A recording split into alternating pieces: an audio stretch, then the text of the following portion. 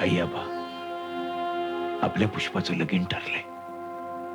माणसं घरंदाज आहेत, आपल्या नात्यातलीच आहेत. आपली पुष्पा सुखी राहील आबा, तिला आशीर्वाद द्या. आई आबांच्या पाया पड. होय, पण त्या अगोदर तुमच्या दोघांच्या पडते. अगं हे काय? दादा, अरे त्याने तर जन्म दिला, पर बाप म्हणून खरी सावली तुझीच. अरे काय बी कमी पडू दिलं नाहीस बघ आम्हाला. अन वहिनी, अगं तूच तर आईची माया दिलीस ग आम्हाला.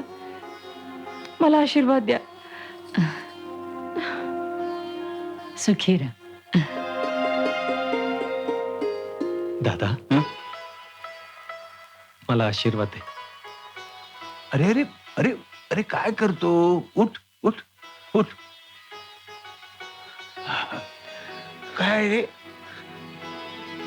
पतसंस्थेने कर्ज दिलं वय दादा. आता लगेच ग्रीन हाऊस सुरू करतो. नारळ तुझ्याच हस्ते फोडायचा. आता तू काहीच काळजी करू नको. तुझ्या बरोबर राहून 15,000 रुपये महिना कमवतो की नाही बघ. उद्याच जाऊन रोपांची ऑर्डर देतो. तू शेड करायला घे, लगेच कामाला लागू.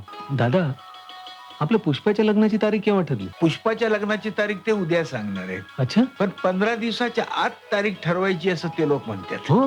हा. पण काय दादा? हा?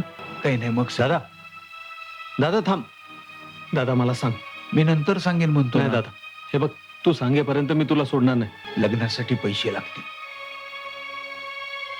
50,000 रुपये आहेत माझ्याजवळ, पण तेवढे पुरतील असं वाटत नाही. आणखी लागतील.